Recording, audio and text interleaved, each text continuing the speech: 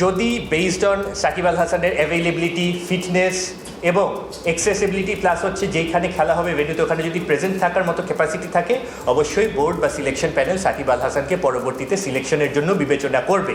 Bangladesh cricket বোর্ডের পরিচালকদের গত ৮ ঘন্টার সভায় হঠাৎ অলরাউন্ডার সাকিব আল হাসানকে জাতীয় দলে ফেরানোর কথা তোলা হয়।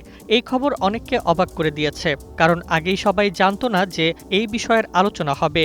বিসিবির একজন পরিচালক সভার পর দাবি করেন সর্বসম্মতিক্রমে সাকিবকে দলে নেওয়ার সিদ্ধান্ত হয়েছে। তবে আসলে বোর্ডের এই সিদ্ধান্তর পেছনে কারা আছেন?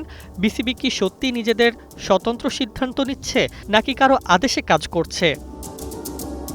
বিদেশ থেকে দেশে রেমিটেন্সের টাকা আসে নিরাপদে, তাই আজই আপনার আপনজনকে বলে রাখুন রেমিটেন্সের টাকা যেন শুধু নগদেই পাঠায়। সাকিবের দেশে ফেরার ব্যাপারে জটিলতা কম নেই। ২০২৪ সালের ৫ আগস্টের পর থেকে তিনি দেশে ফিরতে পারেননি। হত্যা মামলা, শেয়ার কেলেঙ্কারি, দুদকের মামলা, এসব কারণে গ্রেপ্তারি ঝুঁকি রয়েছে তার। ফলে তার খেলার সক্ষমতা নিয়েও প্রশ্ন রয়েছে। বিসিবির শর্ত, যেসব ভেন্যুতে খেলা হবে সেখানে সাকিবকে নিরাপদ থাকতে হবে, কিন্তু দেশের মাঠে খেলতে পারছেন না তিনি।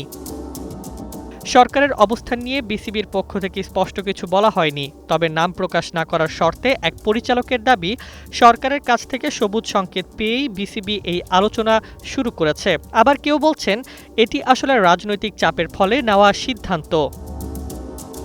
সাকিব নিজে দেশে এসে খেলবেন কিনা, মামলা প্রত্যাহার হবে কিনা, এসব প্রশ্নের কোনো স্পষ্ট উত্তর নেই। বিসিবির একটি সূত্র বলছে সাকিবের ফর্ম ও ফিটনেস ভালো, তাই তাকে দলে নেওয়া হবে। কিন্তু এটা কি ক্রিকেটের জন্য ভালো নাকি অন্য কিছু উদ্দেশ্য নিয়ে এই সিদ্ধান্ত? সব মিলিয়ে দেখা যাচ্ছে বিসিবি আসলে কারা চালাচ্ছে তা পরিষ্কার নয়।